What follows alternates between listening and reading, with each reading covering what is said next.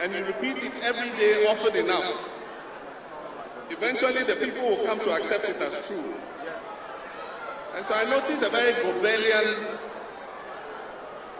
attitude and pronouncement in the MPP.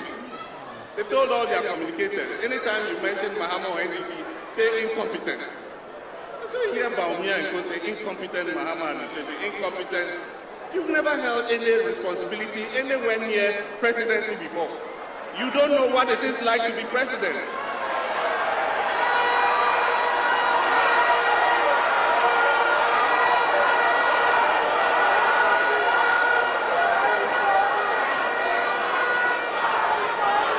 So boy, I will take that word from Kufuor or from Rawlings because they've been there before. All of you guys have never ever come near the presidency. You know what it is to be a president? And you stand and say, incompetent Mahama administration. Incompetent.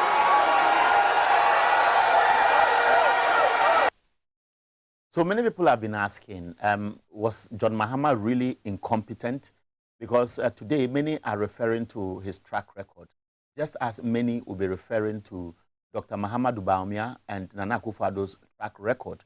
Because during those days, it was Mills Mahama administration. But today, as we heard the presentations at the University of Professional Studies, it created the impression that Dr. Bawumia was focusing on something else, even though he himself admitted in his presentation that he was appointed to chair the economic management team, but he chose to focus on digitalization and leave the fiscal aspect to the central bank, and then the, how do you call it, the finance ministry to take other aspects. So he was focused, and he didn't care about where we are today. He also spoke to several issues that the crisis that befell Ghana, especially in 2022, was a result of external shocks and a combination of the banking sector cleanup and over 50.1 billion cedis, which was borrowed to take care of the what they call excess capacity. So it will look as if the rhetoric of repeating certain kind of message has been ongoing. My guest tonight is Elikem Kotoko. He's outspoken, a deputy national organizer of the NDC. He'll be speaking to me shortly. But before that, while he's buying time to go through his notes to speak to many of the subjects that the vice president addressed as the candidate of the MPP going into the 2024 elections, I want you to watch what the NDC recently launched as one of their campaign arms. They call it Voice Out, Vote Out, VOVO.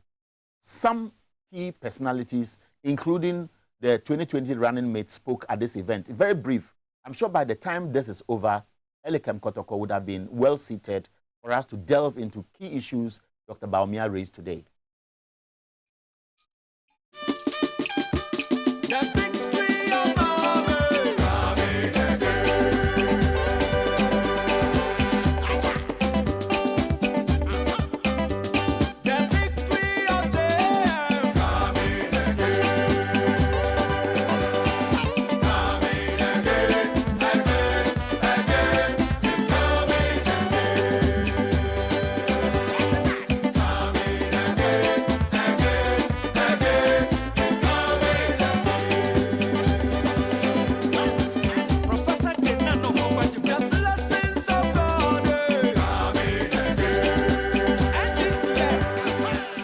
The task for 2024 election is like killing an elephant. It cannot be done by one person.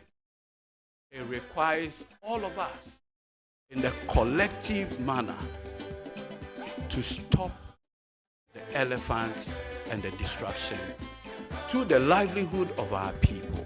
And we can do it. We need not only voice out, but we need to do what? Bring out the vote. If we don't do that, the sloganeering will not be enough for electoral victory. Where Ghana has gotten to now, we have already made a generational mistake. But we do have the capacity to do a generational correction. And today, You are the agents of change. The MPP can see accountability waiting for them, and they are scared of accountability. You cannot account when you are giving over 30 billion Ghana cedis as COVID funds. And when you are asked to account for it, you say 11 billion of that amount went into budgetary support. What animal is called budgetary support? The day of accountability is coming. In Ewe, they say, Adukli Dudu. There will be what? Gnashing of teeth. That day is coming, and it will be a very horrible day.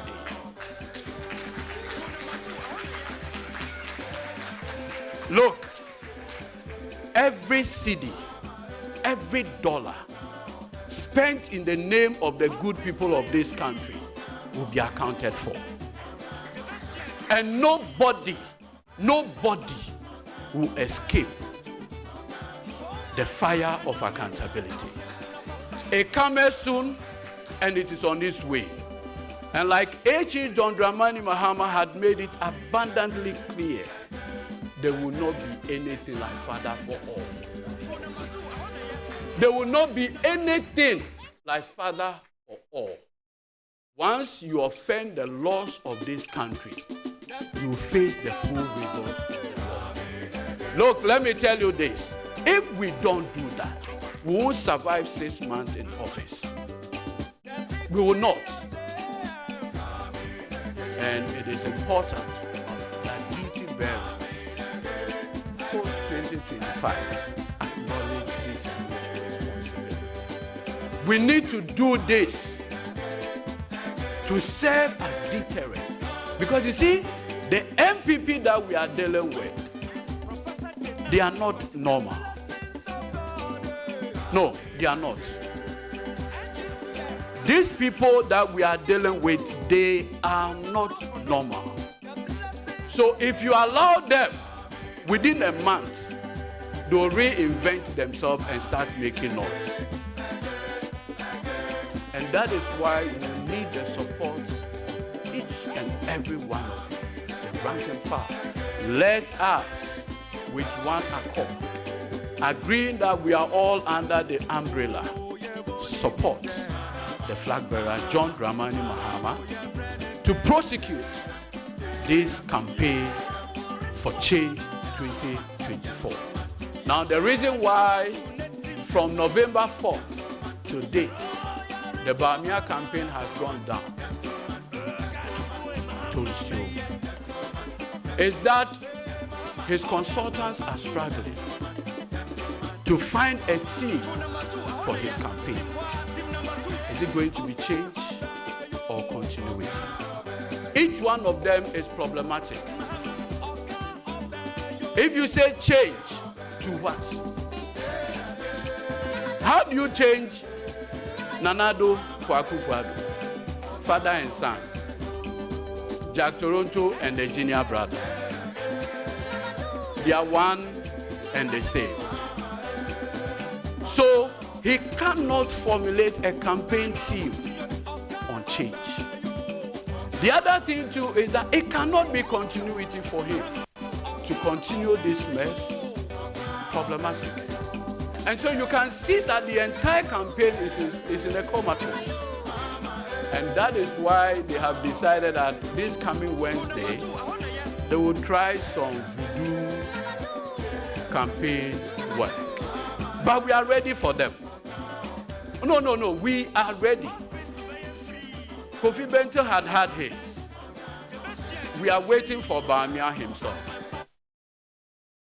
So that is the message from Eduji Tamaklo. He's the Director of Legal Affairs of the NDC at the launch of this Voice Out, Vote Out. I believe that the Voice Out, Vote Out campaign obviously will be feeding on what Dr. Bawumia has been speaking to. Briefly, this Voice Out, Vote Out, because the narrative when I was putting together the videos after monitoring was that you are going to work together with the party structure. Now, walk me through this within 2-3 minutes. Then let's focus on the presentation by the Vice President today. It's very instructive to say that this is an initiative by individuals who have formed a group who believe that they do not only need to necessarily be NDC, but so long as they are Ghanaians, there's need for them to speak out, to wear their voice, to be able to confidently come out to express their frustrations over the untold hardships, the numerous lies, the corruptions, the scandals, and all the abuse of power that has been visited on Ghanaians in one way or the other. And if you look at that very well, being an Ewe, voice out, vote out, V-O-V-O, in Ewe that is called Vovo. Vovo means freedom. And that again resonates well with the very theme that is surrounding this initiative. And so what they seek to do is just to encourage the Ghanaian in subsequent days and events that will be organizing that, look, you've gone through some challenge, you've gone through some pain, private businesses have been collapsed, you've been victimized just because you said a word or two against the government. You in the media have not been spared at all. We can give a plethora of names. Some, unfortunately, have gone as far, the extreme, to even lose their lives and all that. There's a need for us to begin to speak. And it is also the reason why people are asking, are you trying to say that the culture of silence is back? Indeed, yes. The simple answer is yes. President Nana Akufo-Addo has demonstrated he's a tyrant.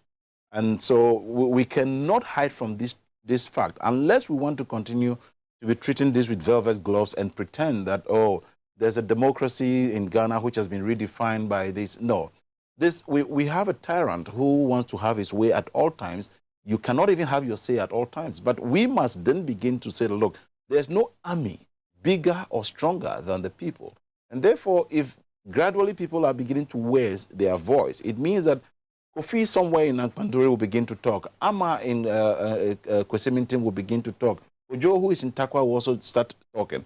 Then the voices become stronger, and the people who are suppressing the majority will then realize that, look, we cannot do this any longer. And don't forget that I have consistently said that whatever be the case, you and myself and those watching us are Ghanaians before political colorations. So whether you voted NPP, you voted NDC, you're disappointed in NPP, or you want to go for CPP, whatever, you are Ghanaian. So the economic quagmire we find ourselves in is not sparing anybody.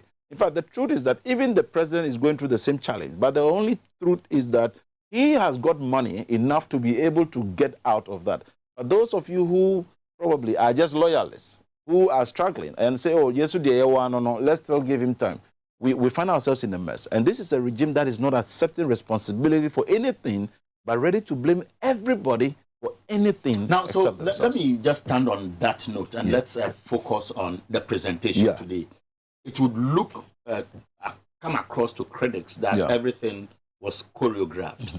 Because President Kufuor, being a former president of this country, knows how he governed this country. And he has observed how governance is today. But his narrative, it will look as if he was programmed to project Dr. Bawumia as somebody with focus who would become a visionary leader along the course or being driven by the engine called digitalization. What was going through your mind when you observed the initial stages of this presentation to Abdul, the vice president? In the first place, I think it was very clownish, very, very clownish. And I repeat, it was very clownish, as usual, of the vice president. I was, however, very disappointed, as usual, again, that our former president, who had, if you want to juxtapose or compare him with President Akufo-Addo's regime, then we need to even canonize President Kufuor. And for him as a statesman to continue to want to allow his reputation to be dented. It's not as if he has a very high-end reputation, though, but comparing the two, he's the better of the two evils. And so for him to allow himself to continually be allowed to double in or associate with the mess that this regime has caused, which he knows very well, and we in the political playing field know that he has not been in any way involved. His people who are even known to be aligned to him were not treated well. Alan Chemantin is a critical example. And if I do not, in order not to sound too strong-worded, but I must say that President Kufuor is acting some bit of cowardice in his way of how he embraces some of these programs, because giving credence to Dr. Bawumia and Nana Akufo-Addo's failure, it's more or less even betraying your very own who have some who have fallen out and those who feel that by now they expect you to stand strongly behind them, either disassociate yourself or just stay mute and be away from that. But accepting an invitation to be at that program. But what was said, Dr. Bawumia was even accusing President Kufuor in the face, because he kept saying that no government has done this more than ours, no government has done this more than ours. Dr. Mahmoud Bawumia has become a pathological liar. The only thing he has established himself for is that he has no credibility. But this is somebody with a former president sitting in front of him and saying that his current regime has done better in terms of road construction, in terms of this and in terms of that. And you agree with me, he spent more than 80% of the time talking about digitalization. This is a vice president who, as usual, in their nature, is not accepting responsibility. Today, for the first time, he's more or less trying to disassociate himself from everything, which is Nana Akufo-Addo, knowing his boss has failed, forgetting that President Akufo-Addo made us know in the past that to wit, this is the man in whose head God has placed all the wisdom, and I have chosen him to be my economic advisor. The person who has been the economic advisor, etc., is telling you and myself today that he has not been in charge of fiscal policy and economic whatever, and was only in charge of digitalization. Digitalization has nothing to do with the economic management team. But in his narrative, he sought to suggest that he was trying to create a platform that will rope in more economic activity, which by extension will come to cushion the effort to balance the economic sheet. It's the sad reason why I would have to repeat that the vice president's nomenclature was very clownish. I heard him, for instance, say that he's going to abolish e-levy. He's going to abolish the emissions tax. I mean, he's virtually telling us that as vice president, he's been as useless as the word can be. So what has been his role? What has been his advice to the president as chair of the economic management team? If you did not play any role on matters of economy, however, you feel that the implementation of e-levy, the implementation of emissions tax and all that are not good, why then didn't you make your voice known? So he's making us know today that they do not have any decision-making powers. We do not care to know. He said three things that I found very interesting. First, we all know that there's been a consistent effort to suggest that he was not to clean him up, person who's in charge of the economic management team. But he said today that he was made to chair. However, he chose to focus on digitalization and then allow the finance minister and the central bank governor to take care of those things. Now, if it is coming across as if this is the narrative and he's speaking against it, would you say that maybe it is because it is a part of the strategy to let him look like it is all just not part of the it is all just part of strategy to clean him up? The truth is that Dr. Mahmoud Bawumia, Alhaji Bawumia, is gradually rather portraying himself as a misfit, as a square peg in a round hole. He was not fit for purpose, and so he was branded and made to look so good, and the economic messiah suddenly is saying he doesn't take any decision or have anything to do with matters relating to economics. And that is very sad to say. I don't know if you recall, years back when they took office, I recall when they were preparing for the budget, and he and the finance minister were comparing notes. The finance minister was sitting down whilst the vice president was almost hand at his back trying to consult with the finance minister. That was the very moment I knew there was disaster, because the vice president, who is considered higher than the finance minister, was upstanding while the vice president was upstanding whilst the finance minister was sitting comfortably and comparing notes. It tells you, family has been prided over the ethics of what is accepted. And so I am not surprised, because Dr. Mahmoud Bawumia, like you listened to Eduji said, our director of legal, under normal circumstances, one would have said that, okay, we are coming to continue from where President Akufo-Addo is living off. But he can't say that, because he knows that he's been a mess, and he cannot extricate himself from the mess we find ourselves in. How do you compare this mess, or maybe he cannot take responsibility for what he prides himself as maybe achievements under Nana Akufo-Addo? Because in his presentation, he created the impression that almost every sector of the economy, the Nana Akufo-Addo Bawumia-led government has done better than any government since 1992. Now, first of all, these are key points that I put down. It says they fixed Dumso, they stabilized the cedi. And then, of course, he even went ahead to say that the rate of depreciation of the cedi between 2012 and 2016 was higher in terms of percentage than the rate of depreciation under this current regime, even though we know he left off, or your government left off at a certain rate, and we know the rate of the cedi to the dollar now. He also makes reference to the fact that free SHS, planting for food and jobs, industrializing the economy. They've employed over 2.1 million people, including 900,000 from the private sector. He talks about the banking sector mess, borrowing 50.1 billion cedis to clear up excess capacity and so on. So it will look as if beyond the COVID and the Ukraine, much of the problem was a result of the mess you created, and they have done so good. Which is the record if they have done so good, why is debt to GDP where it is? Why is the public debt stock rising and continually going beyond the roof? Why is it that inflation continues to be on the rise? If you compare all the indices with the NDC's era, nothing shows that they are doing well. And you see the irony of their, I'm careful with my words, the irony of their illogic is that they think Ghanaians are so gullible. Today, the MPP is talking of percentage in terms of depreciation of the cedi. In 2016, far back when they were talking about the cedi's depreciation, was it percentages they were talking about? If they go to the market to talk to business people, is it percentages they'll be talking to people about? It just tells me that Bawumia is as empty and shallow as my palm and virtually has no clue. Does it also suggest that they assume that you and I, like every Ghanaian, are such gullible? You see, the NPP has abused Ghanaians for so long with the use of very smart words, nice words, gerrymandering, using sloganeering to convince people one district, one factory, one village, one dam, 1 million per constituency, one ambulance.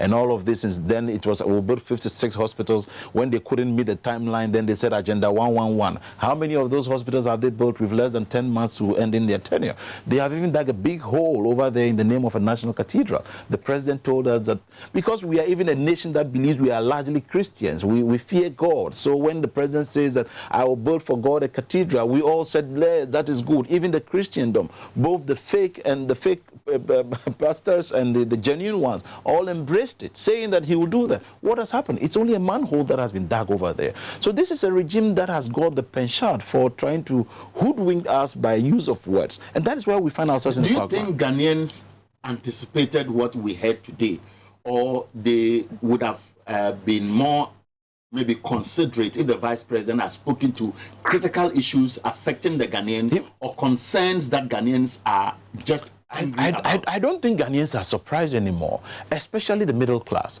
You'll agree with me that in 2015, 2014, 2016, when he was delivering his so-called empty speeches that some christened as stellar economic lectures, the middle class believed him so well to the extent that they thought this guy held the magic wand to transform the economic situation of Ghana. Today, when he speaks, people laugh at him. He's become, that is what I'm saying, that, sorry, but there's no other word to use than the fact that he's been clownish. And so the circles didn't just start today. The circles started right from when they took over office. The numerous lies that he has told that has rendered him a pathological liar. And so the Ghanaian is expecting nothing. And the middle class in particular now feel like, if you hear them on the streets, what they will say, oh, Dada Noah, we now know him. He's just very talkative. He does not put words into action.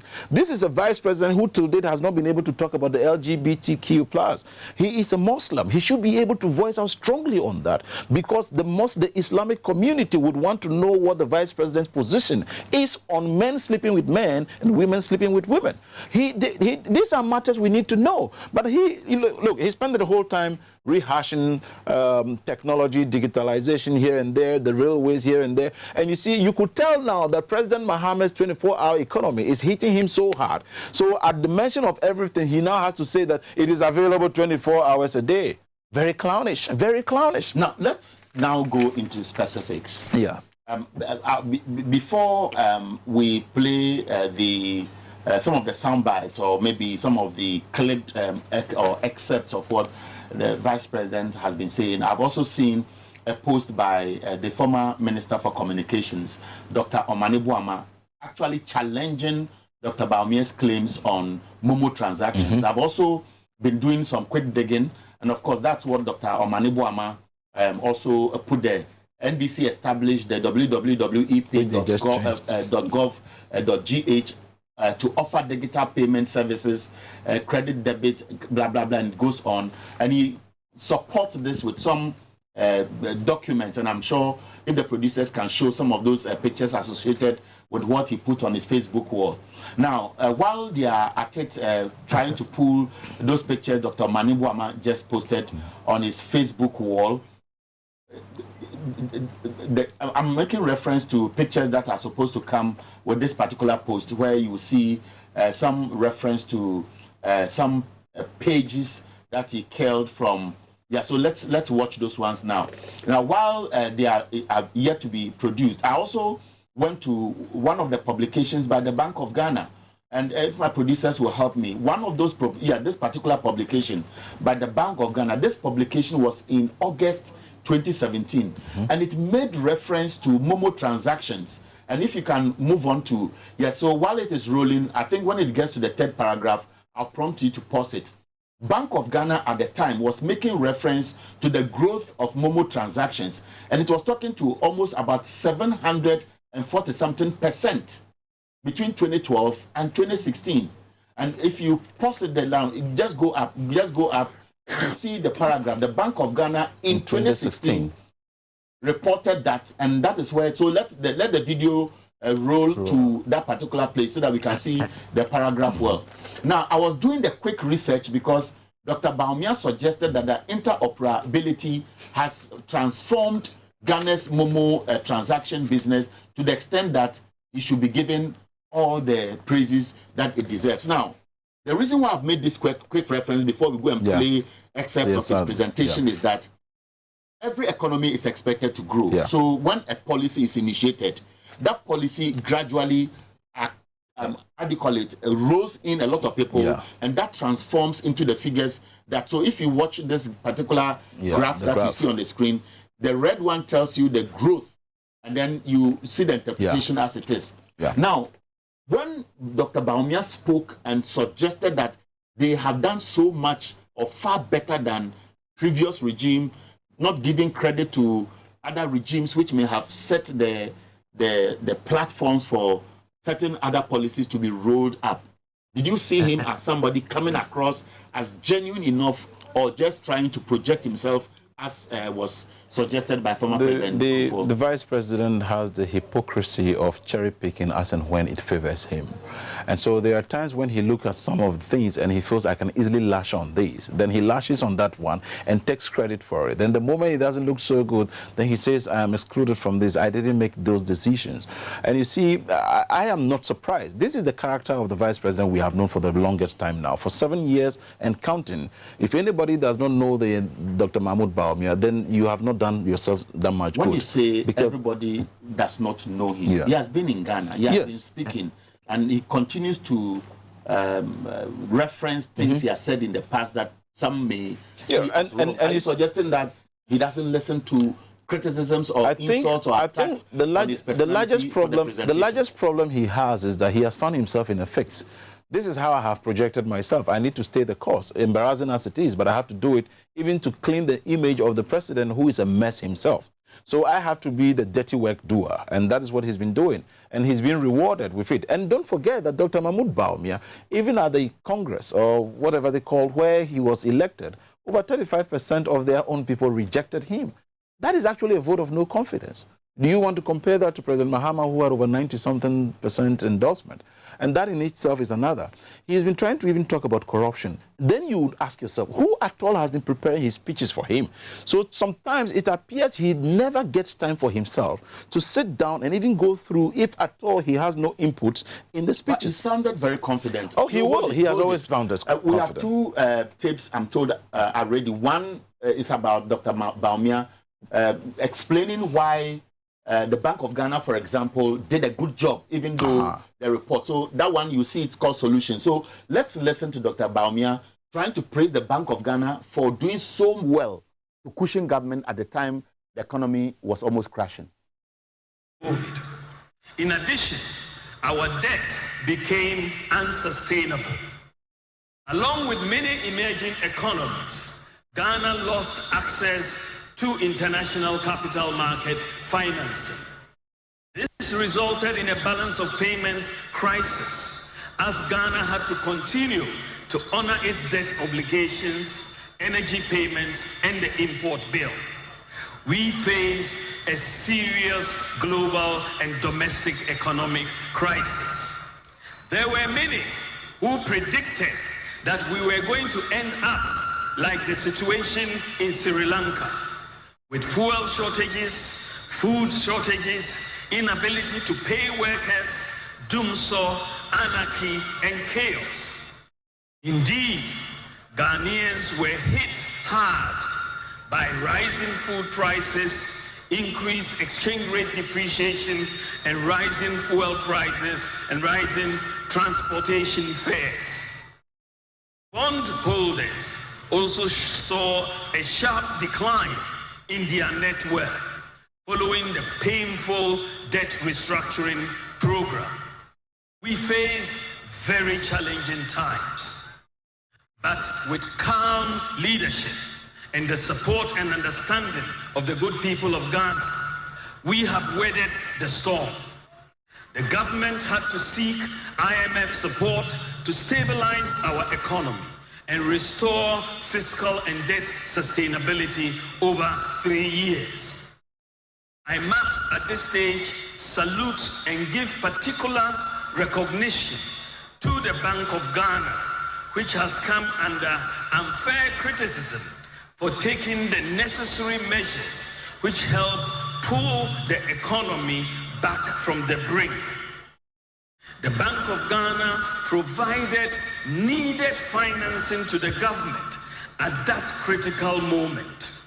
What the Bank of Ghana did was very responsible in putting the interest of the good citizens of Ghana first. The data which is available shows that the financing provided to the government by the Bank of Ghana was temporary. The Bank of Ghana has provided zero financing to government in 5 out of the last 7 years. Zero financing in 2017, 2018, 2019, 2021, and 2023. The Bank of Ghana financing of government in the COVID-19 year of 2020 and the liquidity crisis year of 2022 was because of the domestic and global crisis, with underperforming revenue and no access to international capital markets.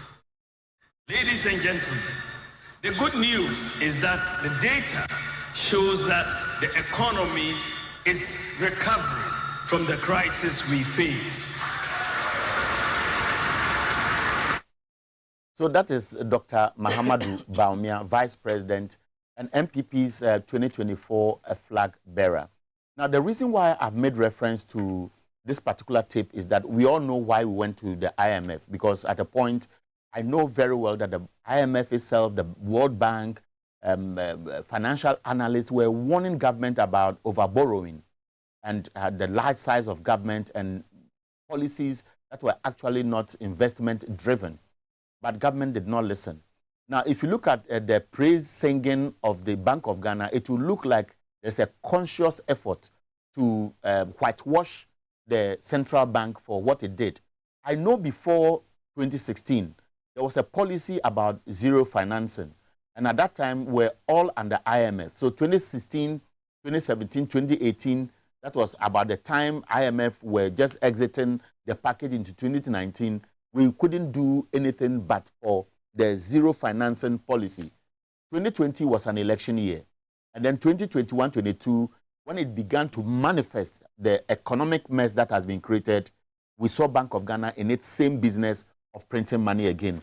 But here, the financial wizard is suggesting that it was prudent enough, irrespective of all what academia have spoken to as far as this conversation is concerned. Why wouldn't it be prudent for him, especially when his boss, the finance minister, the president's cousin, has actually gone already to jump to the rescue of the Bank of Ghana?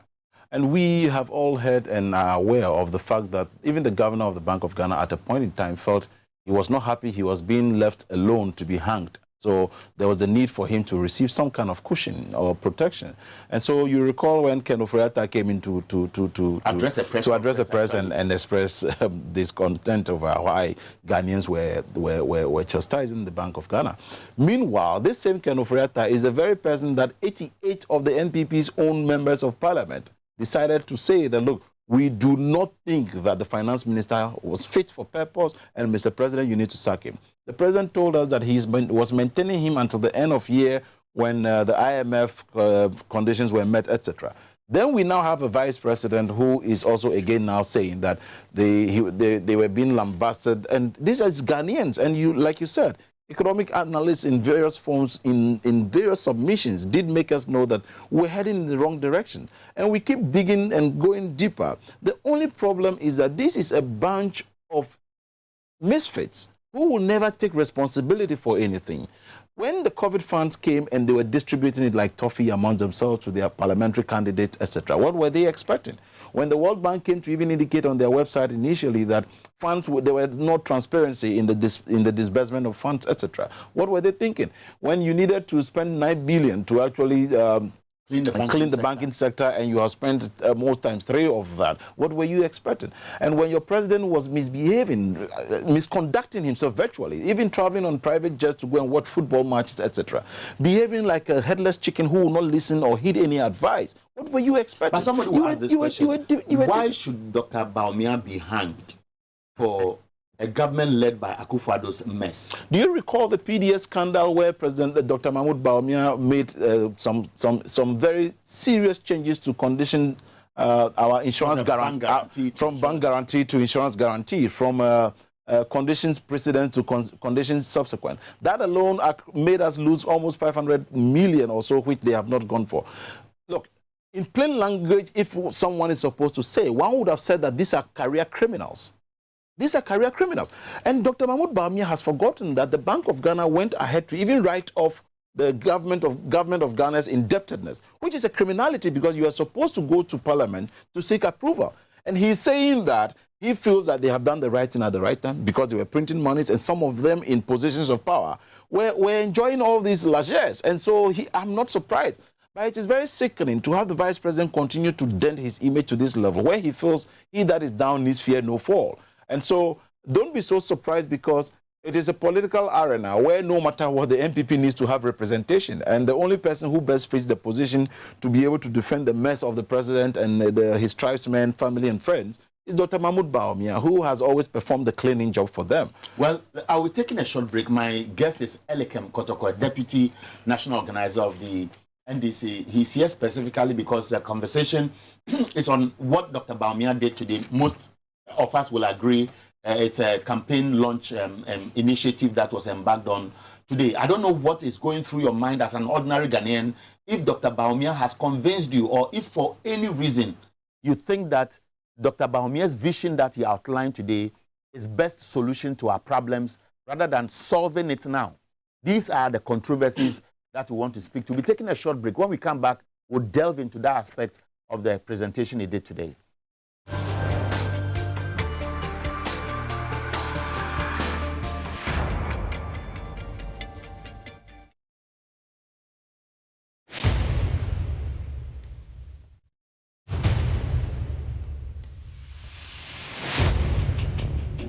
The average human body mass should have at least 60% water for optimal performance in any physical or mental exercise. We can help you maintain it naturally.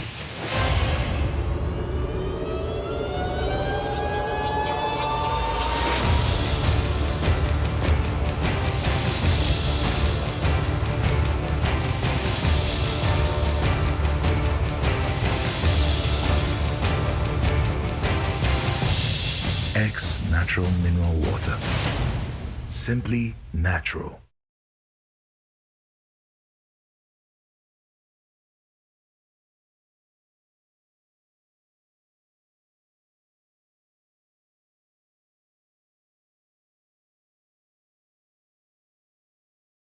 Upon your arrival, you are introduced to your back, who plans your itinerary.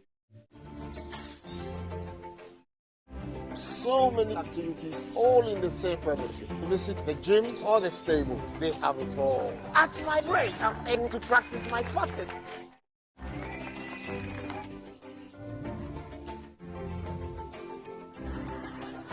They used only electric vehicles here. This creates a serene environment. I'm told it's over 1,000 acres. My cabin here sits on 2 acres with a large terrace space overlooking my private swimming pool. Now this is royalty.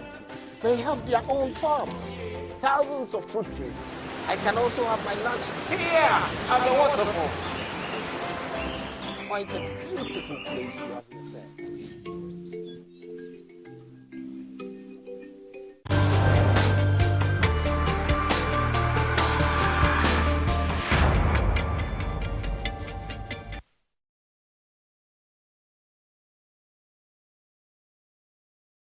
I believe that between now and tomorrow, if you follow social media handles, you'll be seeing how Ghanaians are reacting to the presentation by Dr. Bawumia today. But many people are asking, really, is the NDC scared of Dr. Bawumia? There could be surprises, because today when President Kufuor spoke, he said he's speaking to Ghanaians as a former leader. And I want to ask you, is the NDC scared of Dr. Bawumia?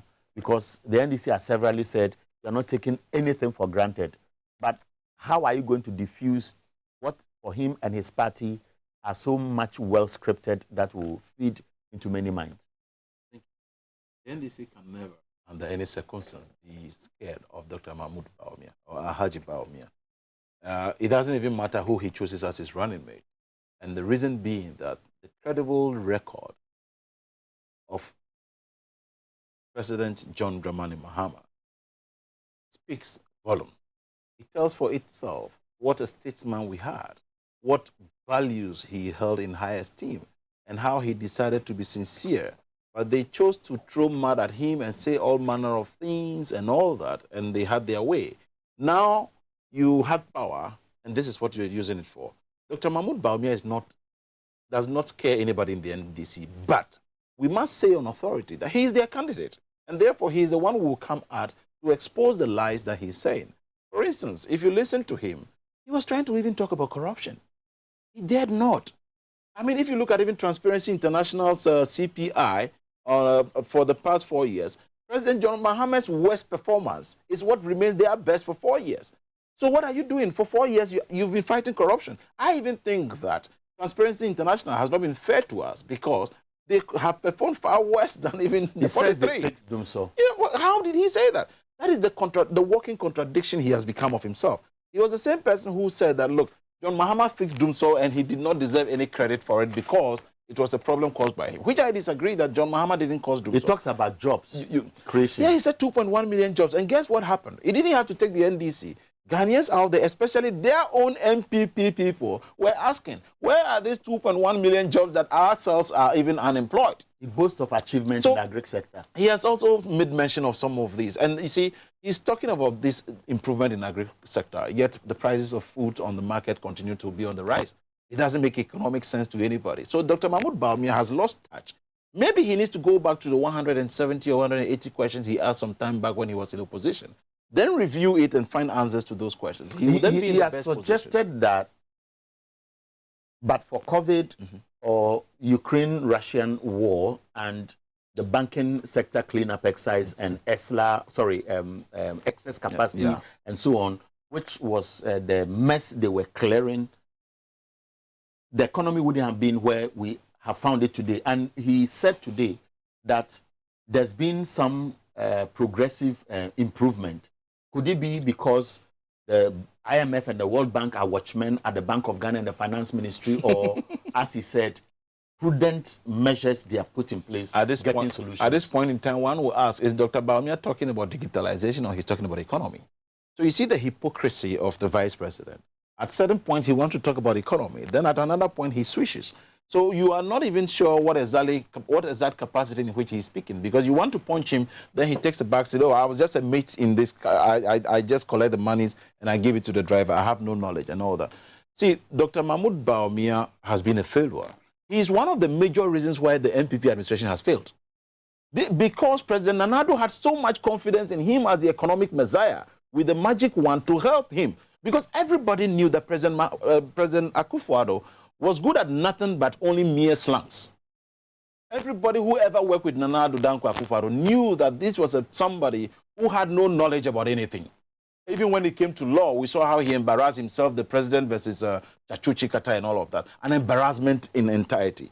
So he had so much confidence that I had someone who could. Maybe the likes of Gideon Bako, who were drafting the speeches for Dr. Mahmoud Bawumia, were no longer available, as they had to all abandon ship to look for some positions to take themselves, to go for MPship, etc. And so if you listen to the things Dr. Mahmoud Bawumia said, there was no credibility in that.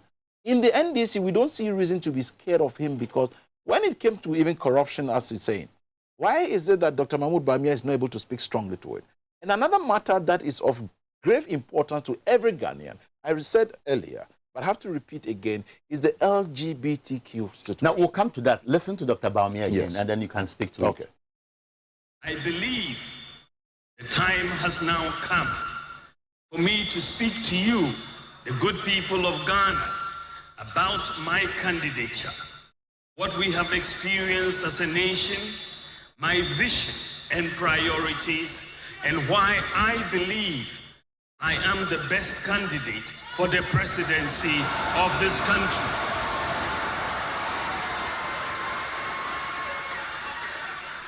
I recognize that submitting myself to your from interviewing for a job, one needs to tell a prospective employer what he has accomplished in his previous job and how he can successfully deliver in the new position he is seeking, which is what I seek to do in this speech. Even though tonight is about sharing my vision and policy priorities, I crave your indulgence to broadly set up the context. I will first talk about the record of our government and my contribution as Vice President before I lay out my vision. So I ask for your patience. Ladies and gentlemen, when we assumed office in 20...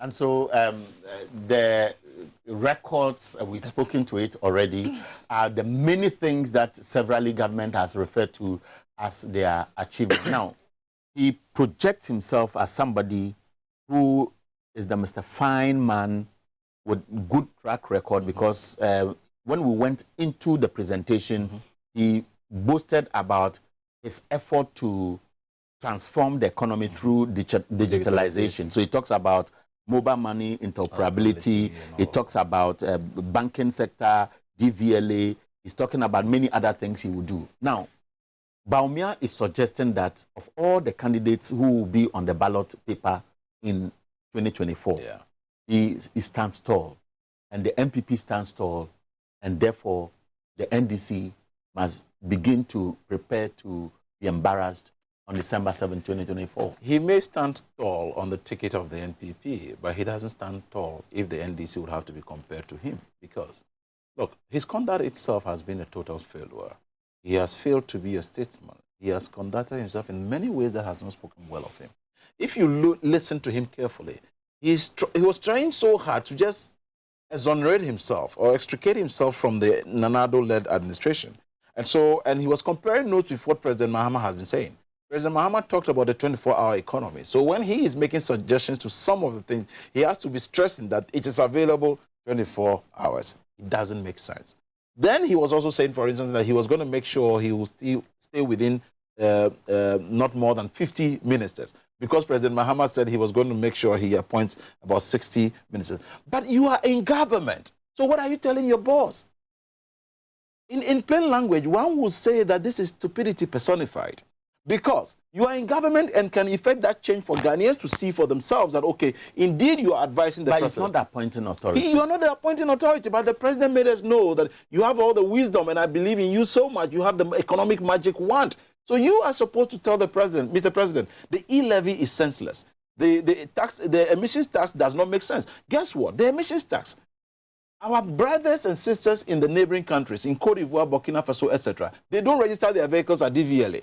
So it means that while you and I are paying more for even emissions tax, they come and drive on our streets, they pollute our atmosphere, and they don't even pay a dime. Dr. Mahmoud Bawumia is there. E-levy, he has been very quiet because he's been his own Achilles' heels based on what he said before, that no sensible government should be introducing e-levy. And then it was introduced. That is why I was telling you that Dr. Mahmoud Bawumia or Alhaji Bawumia has been a misfit in there. He has been as grossly incompetent as the word is. What would you have expected him to do to make you believe that he's being truthful to Ghanaians generally? Because many people may be confronted with a lot of things that are of concern to us as Ghanaians, which will become campaign issues going into the 2024 elections. So when Dr. Bawumia is speaking, representing the face of a government which is seeking to break the eight, you would have expected him to address what Ghanaians want to hear, for him to say how he would handle them differently. And what are some of them? I was expecting him, you see, accepting full responsibility of where you found yourself and why we are there is key. But when you are not taking responsibility, that it is as a result of the global challenge, economic, what have you, and all. Look, nobody is ruling out the fact that the COVID had an effect on us. COVID has rather became a windfall for this government. It was what allowed them to have a lot of money that they shared among their parliamentary candidates. And if you look at even what they were talking about, the fact that there was zero Bank of Ghana financing, mysteriously, in an election year, that was when there was huge financing. Then 2022, when we continued to take a nosedive, that is how they were still taking the financing. And so they are now coming to support the Bank of Ghana that, look, they did something that is very crucial because they were the beneficiaries. We all witnessed for ourselves all that happened. If you listen to him, for instance, they said that over hundreds of thousands of passports were printed and he was only looking at the revenue it brought, forgetting that there was a lot of brain drain where many people are living. As of January, I am told that 732 of our nurses left the shores of Ghana just because they were seeking greener pastures. Situations are in total standstill. He talks about Ghana card, for example, that under your regime, you could print a little under 900,000. And it's gone into millions, and therefore it's an achievement. And it's gone into millions. And how many did they not tell us that are lying in the offices there that have not been collected yet? You get it. And I do not know how and why Dr. Alhaji Bawumia thinks that he could rub this in the face of Ghanaians, and as usual, he will not be asked questions. I think the crux of the matter is that more of this will be delved into from tomorrow ongoing, when we will now take time to look through the things.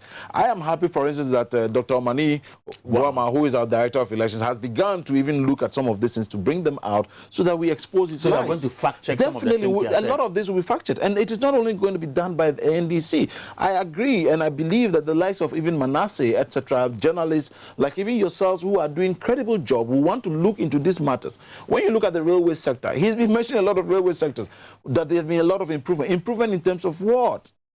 No, at least there's a stretch from Tema to Mpaka. That has been, I think, if I'm not forgotten, it's $82 million or $182 million project that was secured under the NDC. They only came to divert the direction from one end to the other and want to take credit for it.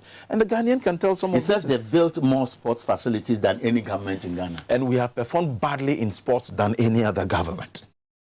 You have built more, and we have performed badly because they have compromised the integrity of that institution called GFA.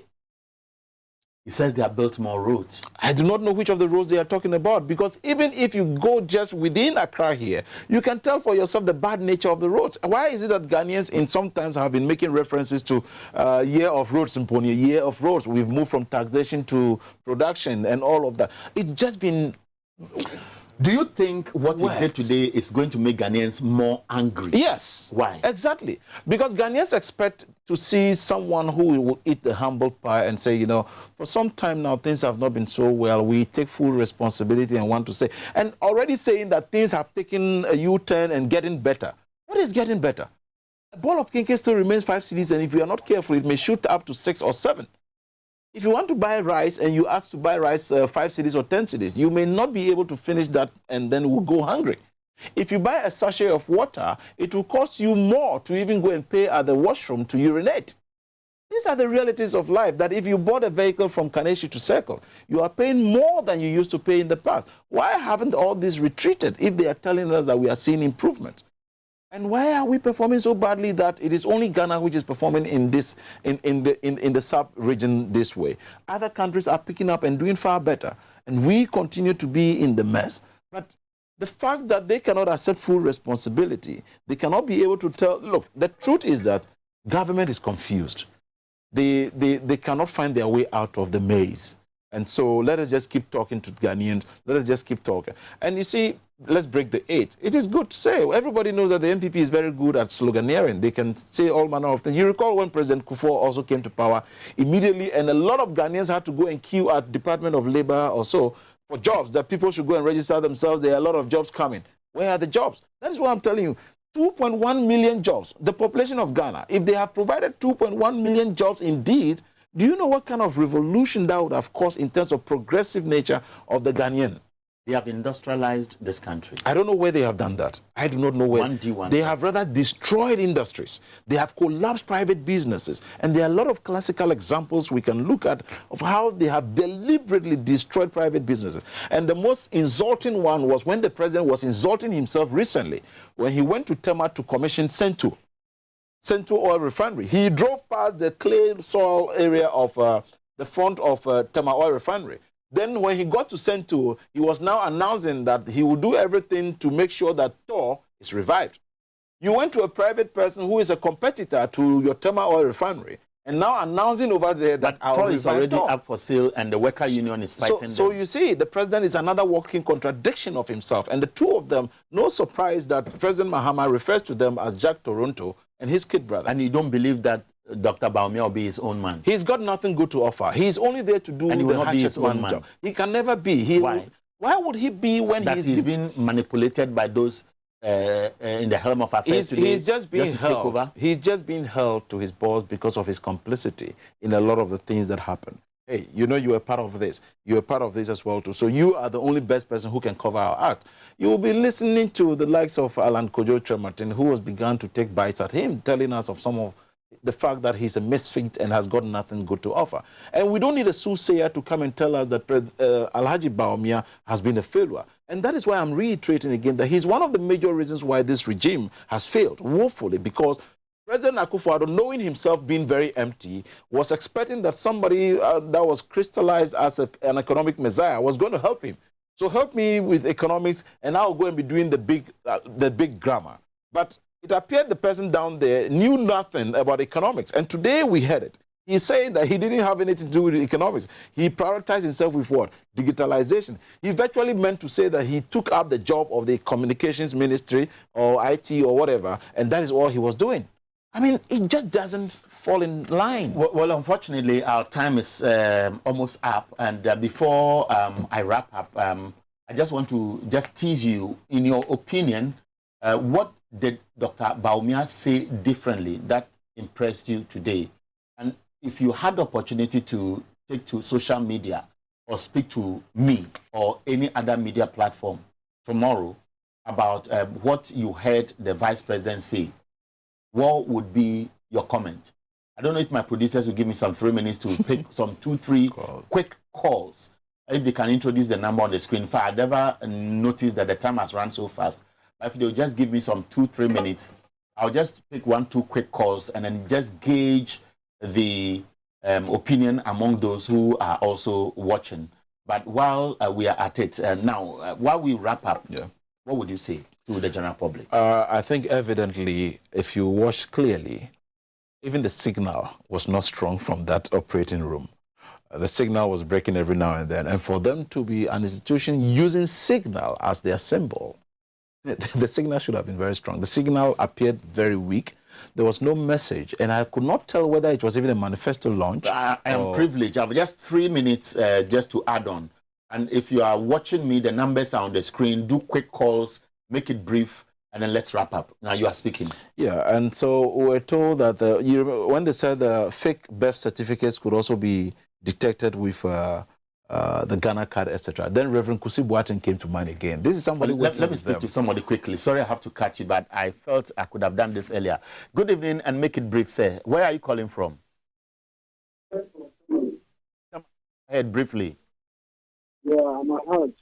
Calling from the three estates. In fact, he hasn't said anything better. Nothing. Nothing. That's what I was saying. Thank you very much. I'm so grateful that you made it very snappy. And if there's any other person on the line, I'll be prompted. I'll take one or two more and then we wrap up. Now, what would the NDC do to this presentation? Respond officially? I'm told somebody is online. Thanks. And may I know where you called from? Yeah, good evening. How are you doing? Fine. Hello, my name is Abraham Worker, calling from Goso, Ahafo. Goso, make it brief, sir. NPP has nothing to offer Ghanaians, so we have to kick them out. Thank you. Make it brief, and I'm so grateful. And I'll take the last one while we wrap up. Now, so the NDC, would you be wasting your time or digging out the notes to speak to someone online? Good evening.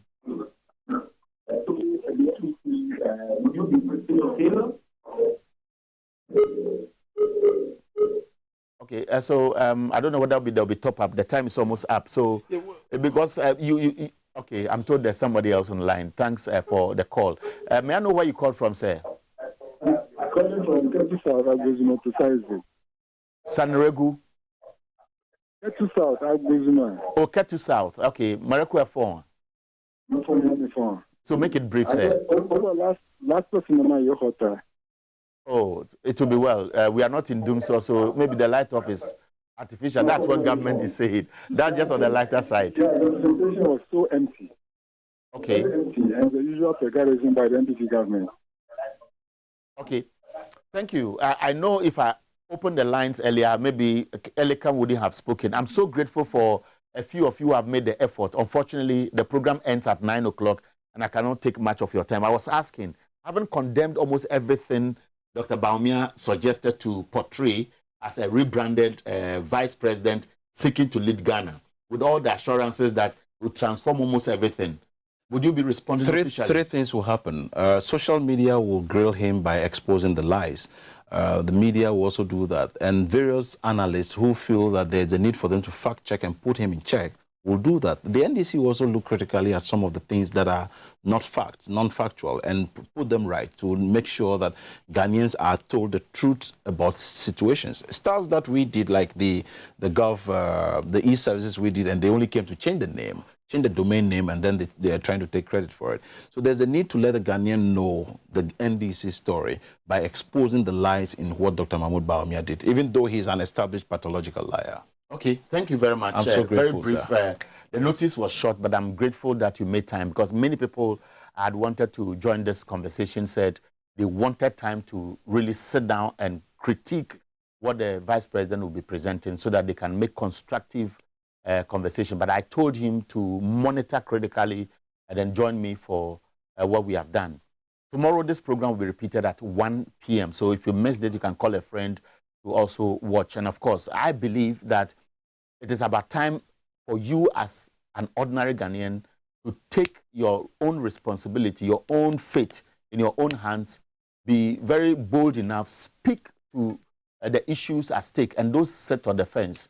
Anybody who suggests that, oh, as for me, I don't care, I want to sit on the fence, either you are with the regime and you are fed up and there's nothing you can do, or you want to speak out, convince somebody to speak to who really will come across as the best candidate going into 2024. I have my own candidate. I believe you know who I believe in, and I will leave it here, and let's meet again next week for another discussion. Thank you. Good evening.